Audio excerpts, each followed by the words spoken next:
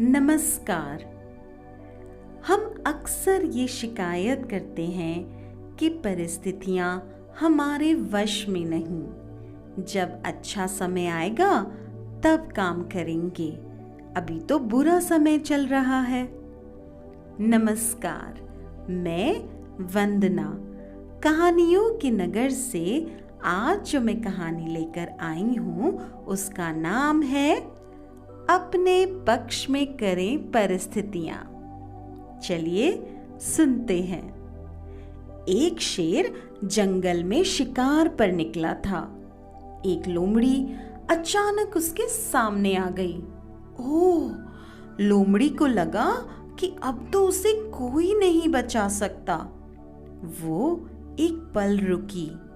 उसने हार नहीं मानी थी और अपनी जान बचाने के लिए उसने एक तरकीब सोची। लोमड़ी ने शेर से कड़े शब्दों में कहा, तुम्हारे पास इतनी ताकत नहीं कि तुम मुझे मार सको। यह सुनकर शेर थोड़ा अचंभित हुआ। उसने पूछा, तुम ऐसा कैसे कह सकती हो? लोमड़ी ने अपनी आवाज और ऊंची करके बोला, मैं तुम्हें सच बता देती हूँ। ईश्वर ने स्वयं मुझे इस जंगल और इस जंगल में रहने वाले सभी जानवरों का राजा बनाया है। यदि तुमने मुझे मारा तो यह ईश्वर के विरुद्ध होगा और तुम भी तुरंत मर जाओगे।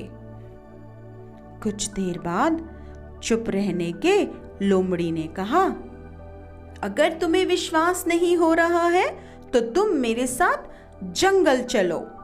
तुम मेरे पीछे चलना और देखना कि जंगल के जानवर मुझसे कितना डरते हैं। शेर इसके लिए तैयार हो गया। लोमड़ी निडर होकर शेर के आगे आगे चलने लगी।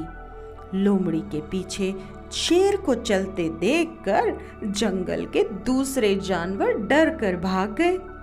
कुछ देर जंगल में घूमने के बाद लोमड़ी ने शेर से सवाल किया, क्या अब तुम्हें मेरी बातों पर विश्वास हुआ?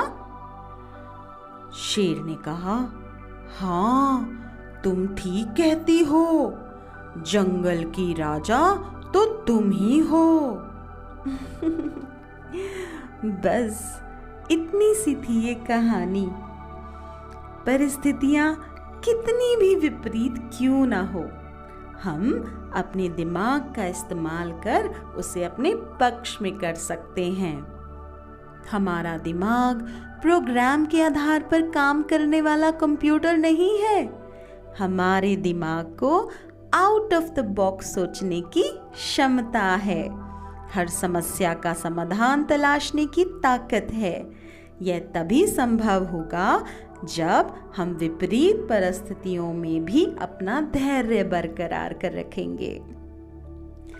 आती रहूंगी ऐसी छोटी छोटी कहानियां लेकर।